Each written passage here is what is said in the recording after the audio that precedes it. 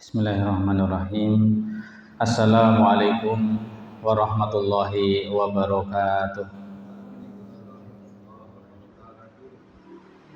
Alhamdulillahi rabbil alamin wa bihi nasta'inu ala umuri dunya waddin wa nusalli wa nusallim ala sayyidil mursalin nabiyina wa habibina wa syafi'ina sayyidina Muhammadin wa ala alihi wa sahbihi ajma'in. Qala ta'ala fi kitabihil karim, a'udzu billahi minasy syaithanir rajim. Ya ayyuhalladzina amanu ittaqullaha haqqa tuqatih wa la tamutunna illa wa antum muslimun. Rabbana ati nufusana taqwaha wa zakkiha anta khairu man zakkaha anta waliyuha wa maulaha, amin ya rabbal alamin. Bapak Ibu muslimin muslimat yang saya hormati, alhamdulillah kita bersyukur kepada Allah Subhanahu wa taala atas segala nikmat yang Allah limpahkan pada kita. Shalawat dan juga salam semoga selalu tercurah bagi junjungan kita Rasulullah Muhammad sallallahu alaihi wasallam. Alhamdulillah malam hari ini kita bisa bermajlis kembali. Insyaallah akan kita lanjutkan sekilas tentang nabi-nabi yang tercantum namanya dalam Al-Quran. Lebih khusus kita akan mengurut jalur Nabi Bani Israel, kemudian nanti jalur daripada Nabi kita Nabi Muhammad sallallahu alaihi wasallam. Ini sudah lama sekali absen. Kayaknya terakhir bahas apa mungkin sudah lupa ya Pak. Tapi kalau nggak salah Pak Imam bilang terakhir itu kayaknya Nabi Sulaiman ya, tentang Nabi Sulaiman. Ya, nanti saya kilas balik sedikit-sedikit ya sampai pada Nabi Bani Israel terakhir, yaitu Nabi Musa alaihissalam, Nabi Isa alaihissalam. Jadi terakhirnya Nabi Bani Israel itu nanti Nabi Zakaria, Nabi Yahya, Nabi Isa. Udah tutup di situ, tidak ada disebut setelah Isa ada nabi lagi dari Bani Israel. Nanti adanya adalah Nabi Muhammad sallallahu alaihi wasallam. Nah, sebelumnya Nabi Isa, awal-awalnya Bani Israel siapa? Nabi Yakub alaihissalam. Nah, ini Nabi Yakub ini sebagai leluhurnya Bani Israel. Nah, Yakub ini anaknya siapa? Anaknya Ishak. Ishak anaknya siapa? Anaknya Ibrahim. Ibrahim punya 2 istri, ada yang mengatakan punya 4 istri ya.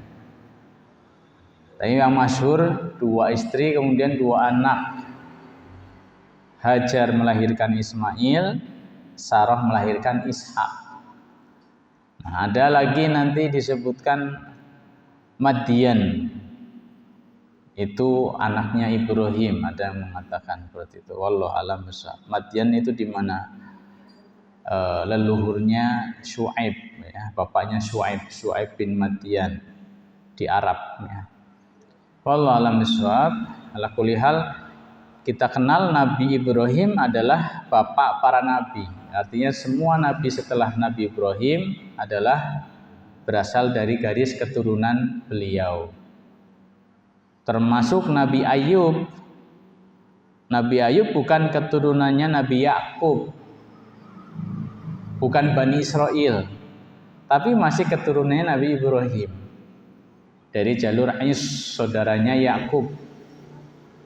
Ya, Ais anaknya Ishak, Ishak anaknya Ibrahim. Kemudian juga Nabi Dzulkifli, itu juga masih keturunannya Nabi Ayub alaihissalam.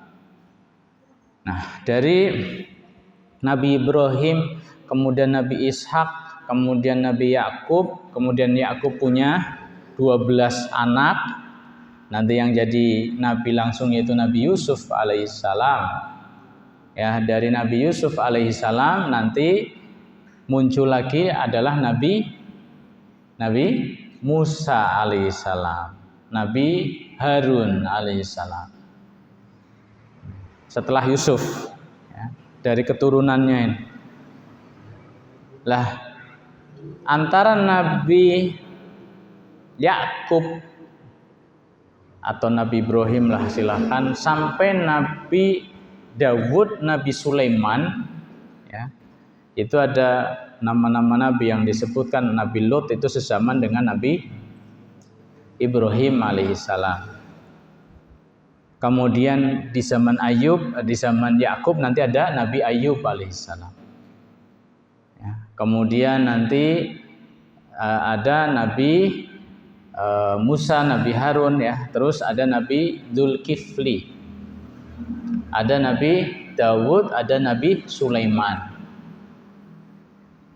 Nah, antara nabi-nabi yang disebut namanya dalam Al-Quran itu nanti antar Nabi Adam, Nabi Ibrahim sampai Nabi Sulaiman itu ada beberapa nabi terkenal.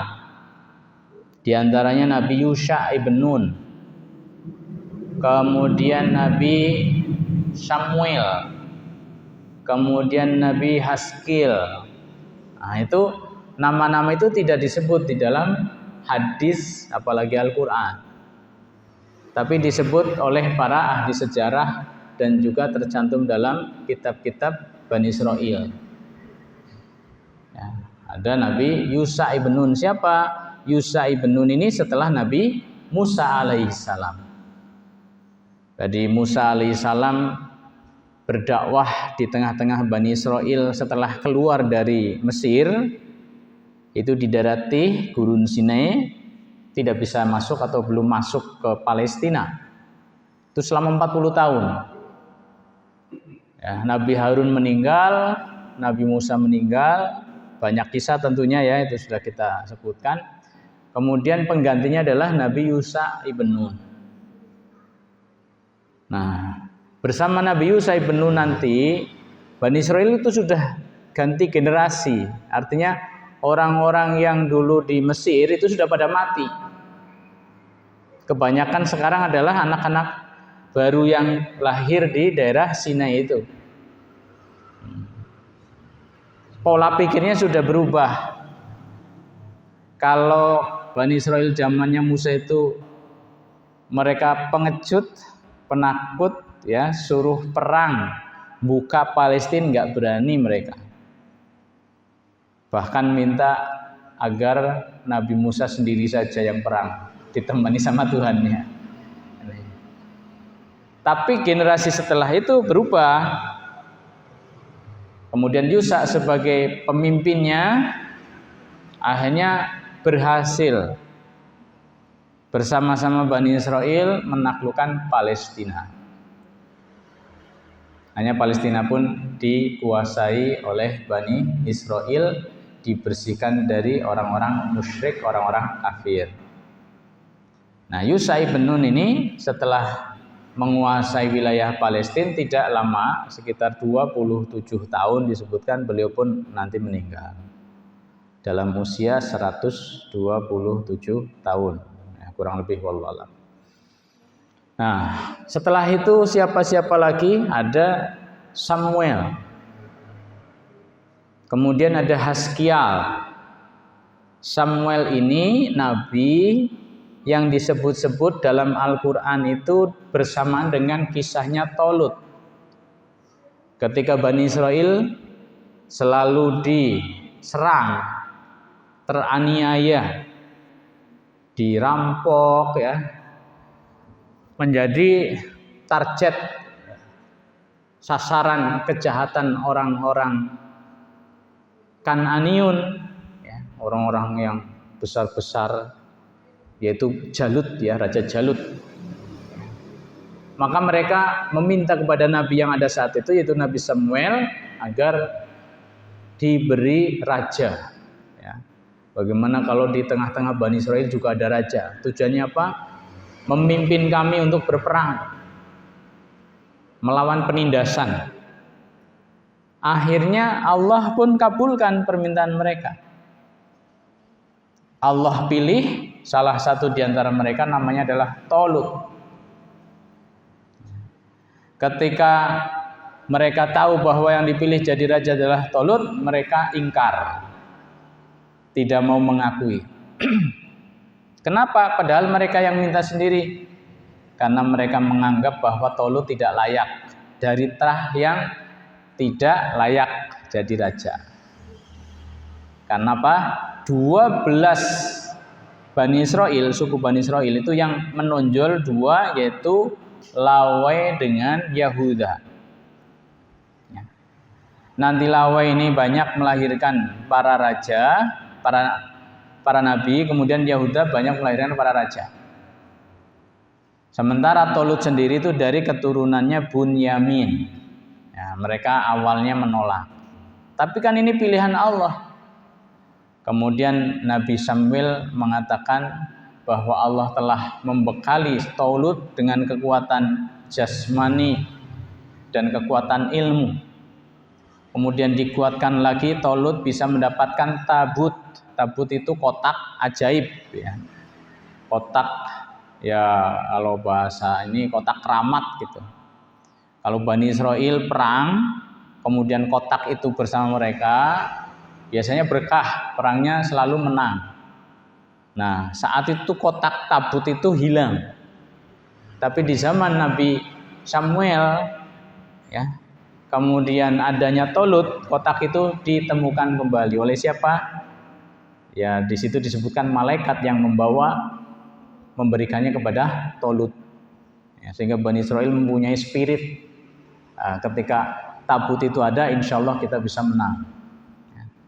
Tapi ternyata ketika mereka digiring untuk berperang, 20 ribuan yang berangkat kurang lebih, yang sampai lokasi perang hanya 313. Yang lain kemana? Yang lain kandas di tengah jalan. Ketika dapat ujian air saja mereka sudah tidak bisa melewatinya. Mereka tidak tahan dengan rasa haus, akhirnya mereka minum sepuasnya padahal dilarang. Yang boleh itu minum beberapa tegukan dengan sidukan tangan saja. Nah, itu cuma 313 orang.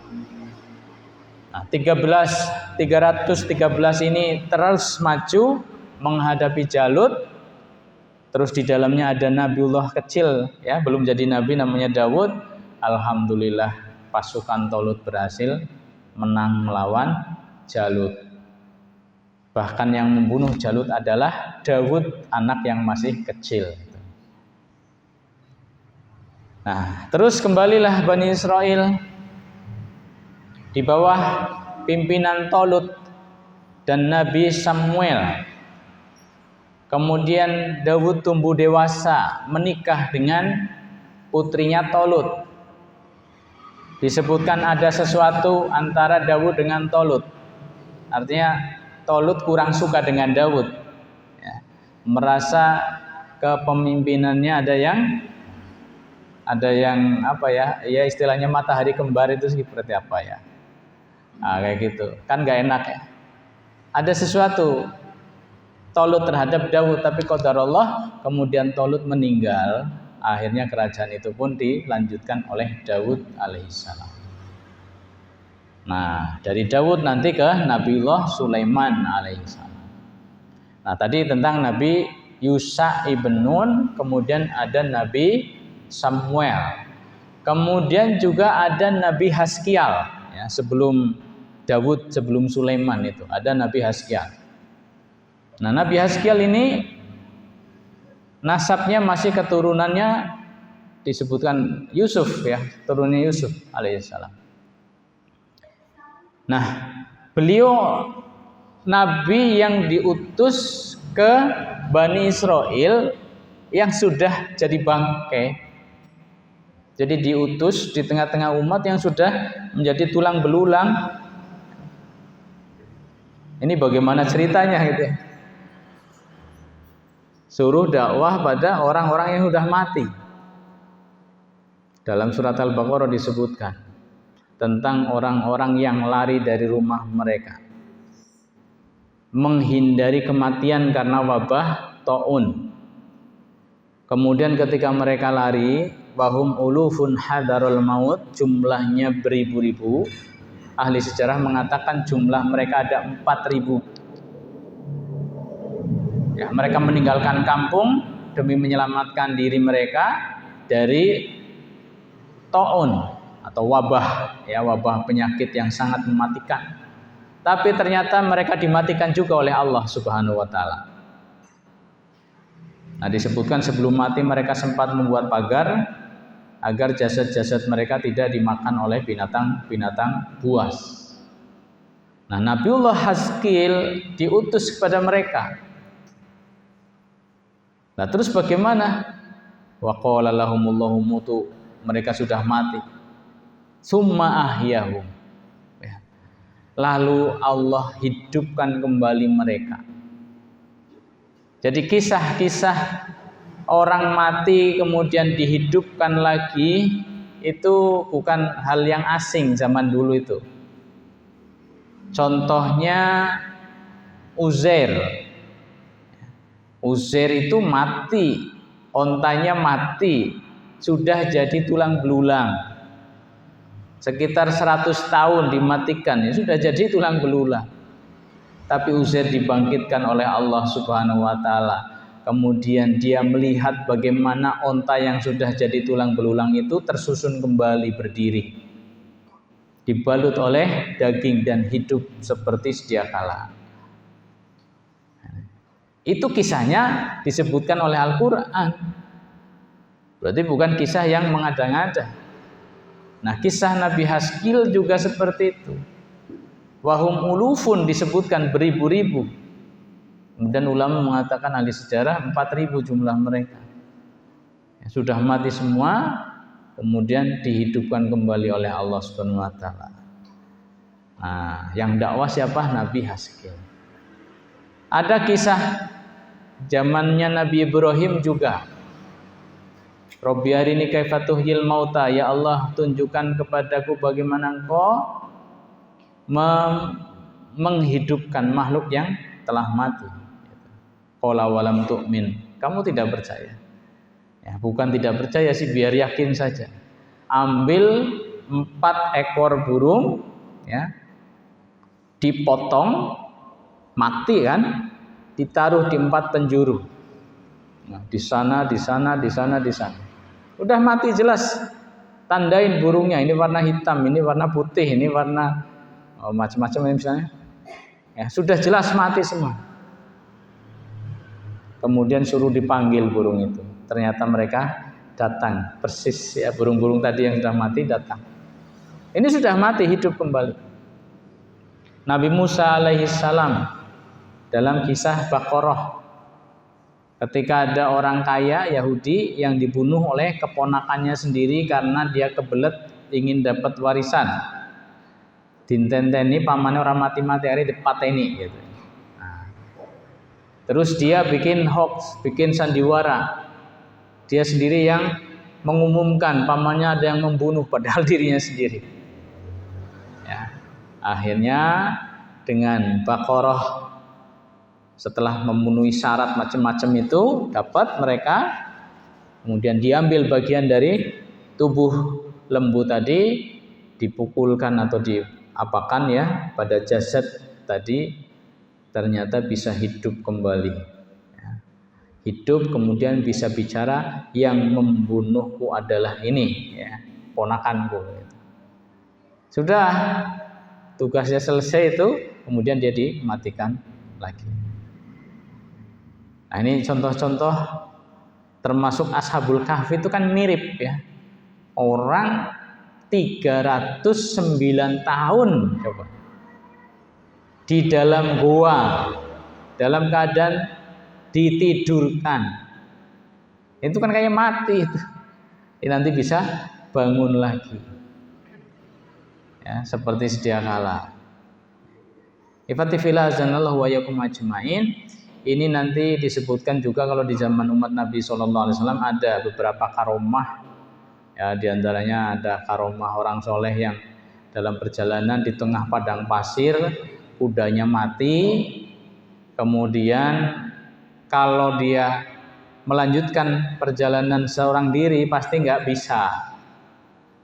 Ya, dia mohon pada Allah agar kudanya dihidupkan kembali, sekedar nganter sampai kampung. Ya.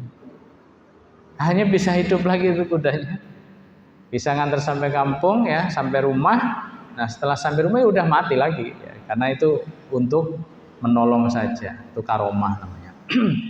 Ifatullah, Bapak Ibu yang dimuliakan oleh Allah Subhanahu wa taala, ini sedikit tentang Nabi Haskial. Nah, Nabi Dawud, Nabi Sulaiman ini adalah nabi yang sangat terkenal di tengah-tengah Bani Israel, dan ini adalah masa keemasan Bani Israel di wilayah Palestina. Sehingga nama Dawud itu menjadi nama legenda ya bagi mereka. Bintang Dawud atau bintang David itu David itu Dawud. Ya. Kemudian Sulaiman ya menjadi kebanggaan betul mereka. Ya memang ini raja luar biasa. Apalagi Sulaiman. Nah, Sulaiman itu umur 19 tahun ya, menggantikan kerajaan bapaknya. Jadi masih sangat muda. Tapi beliau tidak lama menjadi raja, sekitar 40 tahunan ya menjadi raja. Daud juga sekitar 40 tahunan disebutkan menjadi raja. Nah, antara Sulaiman sampai ke Nabi Zakaria, Yahya, Isa itu ada nabi siapa saja? Ada Nabi Ilyas, ya Ilyasa. Kemudian ada Nabi Yunus, ya. Nabi Yunus. Kemudian ada Nabi siapa lagi? Ya Ilyas, Ilyasa, Yunus ya udah berarti. Terus Nabi Zakaria, Yahya, Isa udah ya. Ya ifatifidina sanallahu wa yakum ajmain. Ada nama nabi-nabi lain apa tidak? Selain mereka ini. Ada nama Nabi Daniel misalnya. Ada nama Nabi Armea. Ini hidup antara Nabi Sulaiman dengan Nabi Isa alaihissalam. Pertengahan itu. Jadi Nabi Sulaiman ke Nabi Isa sekitar 900-an tahun. Kemudian di tengah-tengah itu tahun 500-an ya, itu ada Nabi Daniel, ada Nabi Armea. Nabi Daniel dengan Nabi Armea itu sezaman ya, bersamaan. Ya, kisah Nabi Ilyas, Ilyasa itu tidak begitu terkenal, tidak banyak ceritanya. Kemudian Nabiullah Yunus ya. Nabiullah Yunus alaihissalam, ini Nabi Bani Israel juga di daerah Mata, daerah Irak ya. Kisahnya cukup terkenal ya, bagaimana beliau ditelan oleh ikan paus ya, kemudian dimuntahkan lagi, beliau selamat. Kemudian beliau berdakwah lagi dan umatnya semuanya nanti mengikuti dakwah beliau. Ila mi'ati alfin aw yazidun. Dikatakan umat itu sudah hampir-hampir ditimpa azab karena membangkang terhadap Rasul, tapi Allah tunda azabnya. Kemudian mereka beriman kepada Rasul. Rasul di situ yang dimaksud adalah Nabiullah Yunus alaihissalam. Jumlah mereka umatnya Nabi Yunus ini disebutkan oleh Al-Quran 100.000 lebih ya. Berarti cukup banyak ya umatnya Nabi Yunus. Nah nanti sampai kepada Nabiullah Zakaria, Yahya dan Isa. Ifatifillah sallallahu alaikum ajmain. Bagaimana perkembangan Bani Israel di Palestina setelah Nabi Sulaiman meninggal? Kerajaan dilanjutkan oleh putra-putranya, kemudian pecah kerajaannya. Mereka semakin jauh dari Allah, kemudian Allah hukum, Allah hinakan mereka. Tiba-tiba ada pasukan besar dari arah Irak yang menyerang Palestina, mengobrak-abrik, menghancurkan, meluluh lantakan tanah Palestina, termasuk istana yang dibangun oleh Nabi Sulaiman alaihissalam, hancur. Raja siapa itu? Raja Bukhtanasr atau Nebukadnezar istilah. Ini raja kafir dari timur. Raja kafir yang paling besar itu nomor 1 Namrud zamannya Ibrahim, nomor 2 Bukhtanasr ini. Bukhtanasr. Nomor 2 Nebukadnezar. Kalau raja muslim yang paling besar nomor 1 Sulaiman, nomor 2-nya adalah Dzulqarnain. Itu raja muslim yang paling besar. Ini yang membuat kemudian orang-orang Bani Israel ditawan secara besar-besaran, dibawa ke daerah Babylon, Irak. Sejarah dunia mencatat Asrul Babili, tawanan perang Babilonia. Itu adalah orang-orang Bani Israel yang jadi tawanan. Nah, di antara tawanan itu adalah Nabi Daniel. Nabi Daniel disebutkan menjadi tawanan, ya, kemudian satu ketika di tahanan, ya, disebutkan di dalam sumur tua, ya. Nabi Daniel itu kelaparan kan, nggak ada makanan, kemudian memohon kepada Allah Subhanahu wa taala. Allah pun mewahyukan pada Nabi Armia yang ada di Syam untuk menyiapkan makanan, dikirim kepada Nabi Daniel. Bagaimana ceritanya pokoknya nanti sampai makanan itu. Itu diantara kisah tentang Nabi Armia. Kemudian dikisahkan juga Nabi Armia itu sampai ke tanah Arab. Ya, selain berhaji, dia punya misi juga, yaitu menyelamatkan Ma'ad ibn Adnan. Ya. Itu leluhurnya Nabi Muhammad SAW, di mana nanti orang-orang Babylon, Nebukadnezar ini sudah berencana untuk menyerang Arab. Ya. Nah, kalau ini jadi diserang, hancur, ya, bisa jadi turunan Nabi atau terahnya Nabi itu nanti orang-orang yang akan melahirkan Nabi tidak selamat. Nah, ini diantara misi Nabi Armia itu menyelamatkan leluhurnya Nabi SAW. Ya, kisah-kisah seperti ini tidak begitu kuat, ya, tapi disebutkan dalam sejarah. Ya, disebutkan juga beliau ke Mesir, kemudian meninggalnya di Mesir. Ini Nabi Armia. Nah, kalau Nabi Daniel meninggalnya di mana? Di daerah timur. Ya, dulu ketika pembukaan wilayah-wilayah timur, ya, di situ ada ditemukan jasad, ada kitab juga, ternyata dikenali bahwa jasad itu adalah jasadnya Nabi Daniel. Ya, wallahu a'lam bishawab. Nah, kemudian nanti Nabi Zakaria, Yahya, Isa sebagai nabi terakhir.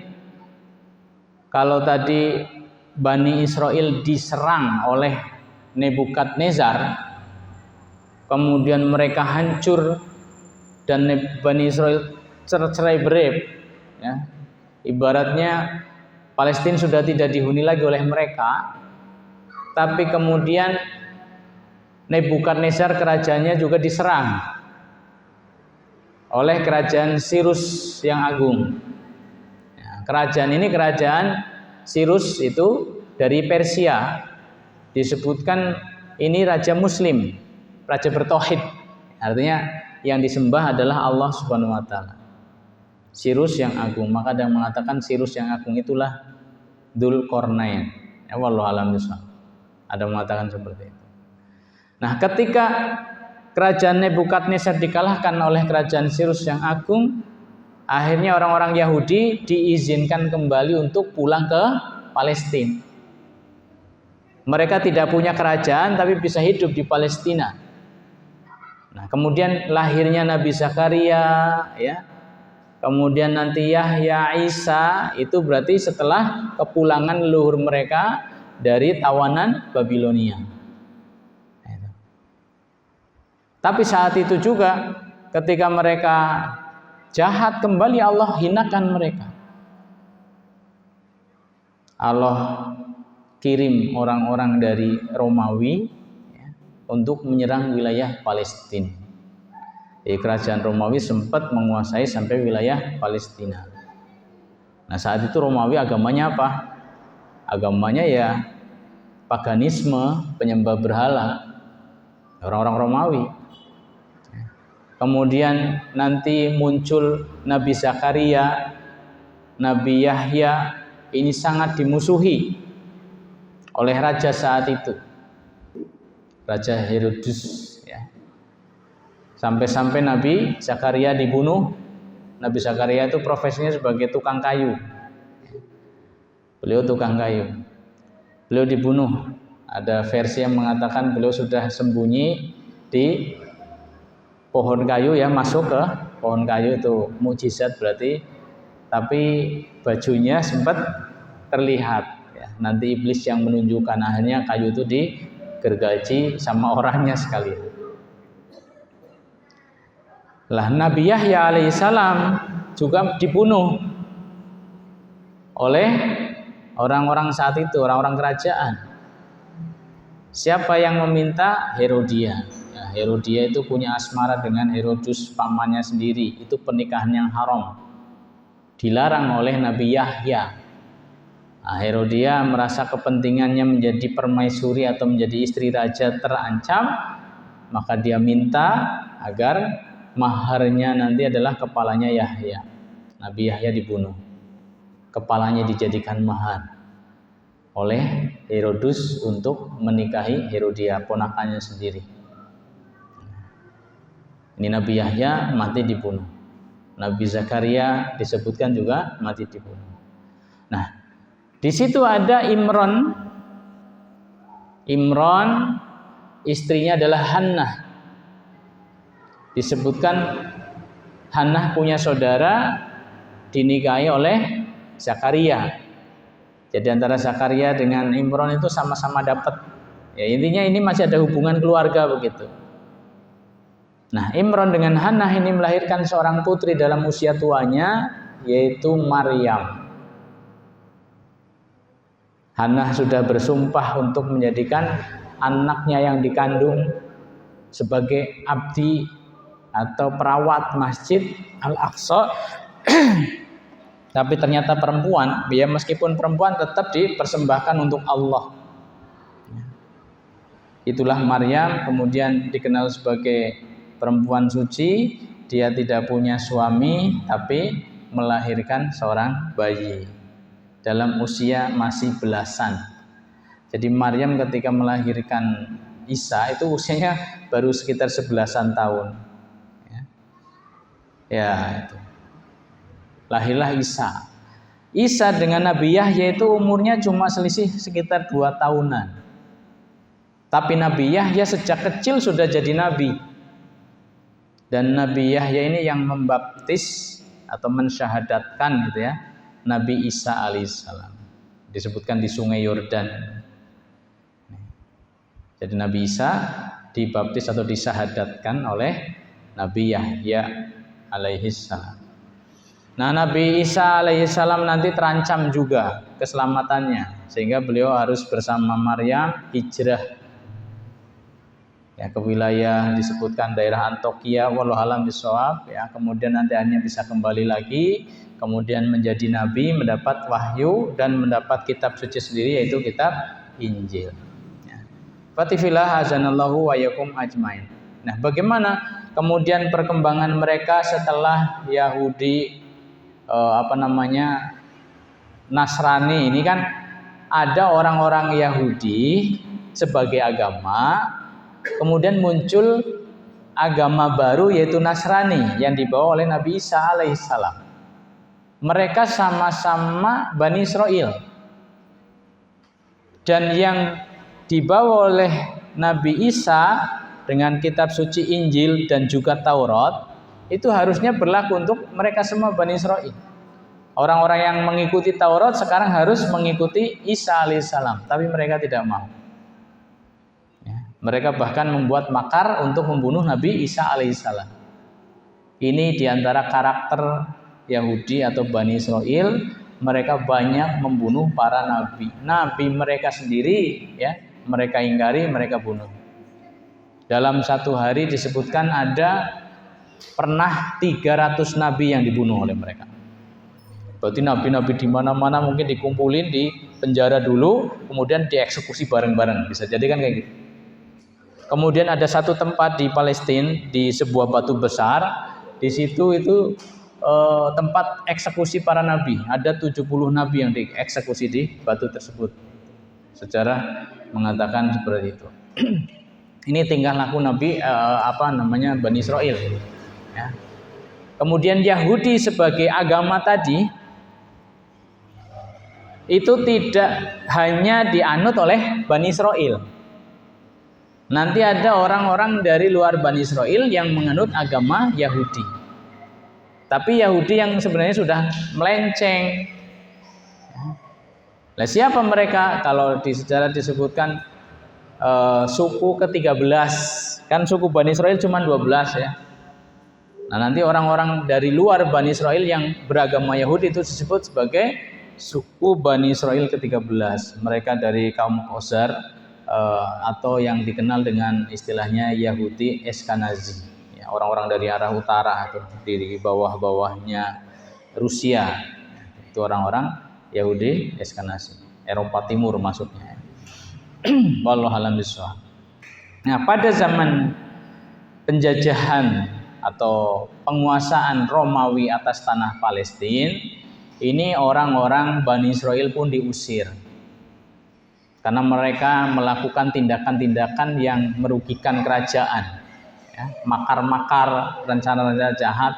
Akhirnya orang-orang Yahudi tidak diperkenankan tinggal di wilayah tersebut, diusir habis ya, dari tanah Palestina. Nah, imbasnya ada yang ke Eropa, ya, hijrahnya mereka. Termasuk ada yang ke Arab, ke Madinah. Nah, mereka yang hijrah ke Madinah tujuannya apa? Mereka mendengar bahwa nanti akan ada nabi terakhir. Nabi terakhir itu dari Arab, dari negeri kurma. Negeri kurma itu ya Madinah. Sehingga mereka hijrah ke sana dengan harapan nabi terakhir itu lahir dari rahim mereka. Ternyata tidak, ya, lahir dari Mekah yang nanti memang tumbuh ya menjadi sebuah kekuatan daulah negara ya di Madinah. Tapi aslinya lahirnya di Mekah, yaitu Nabi Muhammad SAW. Nah, di sana ada 3 bani Yahudi besar, Bani Qainuqa, Bani Nadir, Bani Quraidah. Mereka sudah menyampur dengan orang Arab. Bahasanya bahasa Arab, kebudayaannya juga kebudayaan Arab. Tapi karakter-karakter Yahudinya tetap ada. Ya, karakter-karakter Bani Israil, tukang adu domba, ya, tetap ada, tukang hianat tetap ada, pengecut tetap ada. Ya. Tapi secara umum sudah sama seperti orang Arab, nama-namanya juga nama-nama Arab gitu. Nah, ini nanti berarti sekitar berapa? 500 tahunan ya sebelum datangnya Nabi, mereka sudah ada di wilayah Madinah. Di wilayah Yaman juga ada Yahudi, ya, wilayah Yaman ada Yahudi. Itu yang nanti kisahnya disebutkan dalam Ashabul Ukhdud. Itu peperangan antara orang Yahudi dengan orang Kristen. Ya. Kerajaan Yahudi saat itu memaksa orang-orang Kristen untuk mengimani akidah mereka, yang tidak mau dibakar, dibuatkan parit, ya, dinyalakan api yang sangat besar.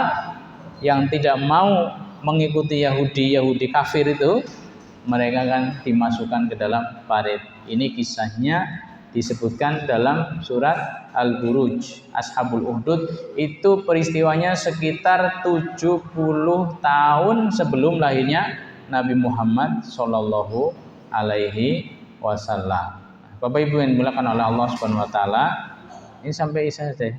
Ya. Itu kurang lebih ya perjalanan Bani Israil sampai Nabi terakhirnya. Ya, kemudian penyebaran Nabi Bani Israil. Ya. Nah, nanti insya Allah kita akan lanjutkan bagaimana jalur Nabi terakhir, ya, dari Nabi Ibrahim, Nabi Ismail, kemudian muncul nanti Nabi Muhammad SAW di Madinah. Demikian yang bisa saya sampaikan, semoga bermanfaat. Ada kesalahan, maaf. Aku qouli hadza astaghfirullah li wa lakum wa li sairil muslimin wal muslimat. Subhanakallahumma bihamdik asyhadu an la ilaha illa anta astaghfiruka wa atubu ilaik. Wassalamualaikum warahmatullahi wabarakatuh.